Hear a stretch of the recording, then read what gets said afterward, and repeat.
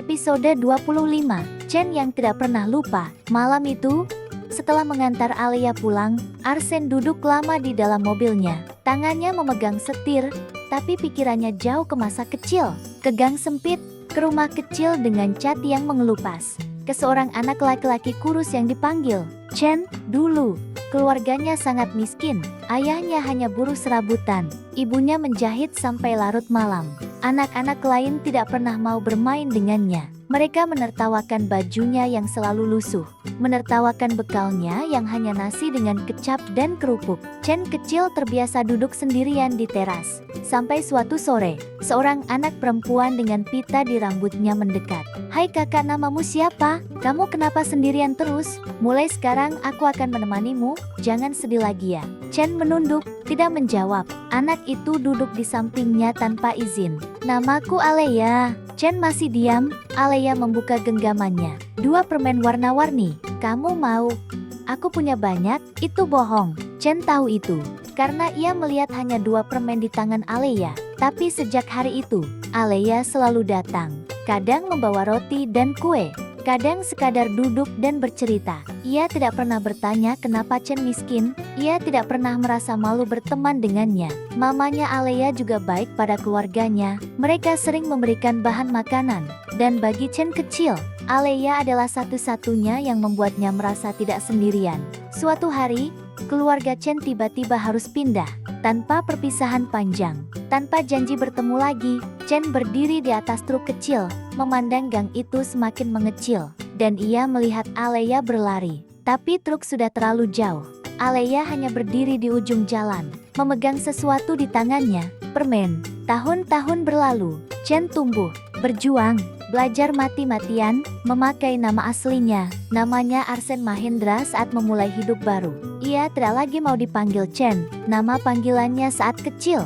Bukan untuk melupakan masa lalu, tapi untuk memastikan ia tidak pernah kembali ke titik serendah itu. Namun satu hal yang tidak pernah berubah. Ia tidak pernah lupa pada gadis kecil dengan pita di rambutnya. Saat pertama kali melihat nama Alea di daftar karyawan perusahaan yang baru ia akuisisi, jantungnya bergetar aneh. Saat melihat wajahnya langsung di rapat pertama, ia tahu, itu dia, walau kini tanpa pita, walau kini dengan sorot mata yang lebih dewasa, ia tetap Alea. Tapi saat itu, Alea sudah punya kekasih. Saka nama pria itu. Arsene hanya bisa mengamati, dari jauh.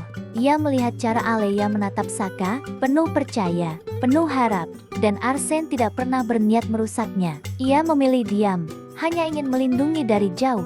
Sampai suatu hari, ia melihat sesuatu yang membuatnya tidak bisa lagi hanya menonton. Ia melihat Saka bersama wanita lain di sebuah mall dengan senyum penuh kebanggaan. Lalu suatu hari, ia melihat Alea berjalan pulang sendirian di tengah malam, tanpa seseorang yang menemaninya. Dan ia sering memperhatikan dari kejauhan. Saat di kantor bersama rekan-rekannya, Alea terlihat ceria. Tapi saat sendirian ia terlihat rapuh dan sendu. Dan Arsene mengenali ekspresi itu. Ekspresi perempuan yang mulai lelah, tapi tetap bertahan. Saat itulah ia tahu, kalau ia tetap diam, Alea akan terus menjadi perempuan yang selalu mengalah. Dan Arsene tidak ingin itu. Bukan karena ego, tapi karena ia tahu betapa berharganya gadis kecil yang pernah memberinya 2 permen terakhirnya. Dan Arsene tidak rela wanita yang bertahun-tahun ia cari ternyata tidak bahagia. Kembali ke masa kini, Alea berdiri di balkon apartemennya, angin malam menyentuh rambutnya.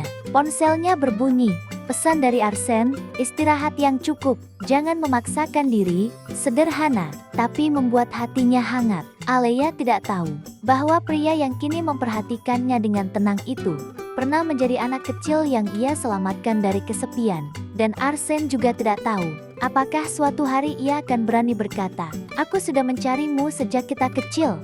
Di sisi lain kota, Saka duduk sendirian, merasa semakin jauh. Tanpa menyadari, ia bukan hanya bersaing dengan pria yang hadir sekarang. Ia bersaing dengan kenangan yang sudah tumbuh lebih dulu. Dan takdir kadang bekerja dengan cara yang sangat halus. Bukan dengan ledakan, tapi dengan pertemuan ulang yang sudah ditulis jauh sebelum semuanya rumit. Bersambung.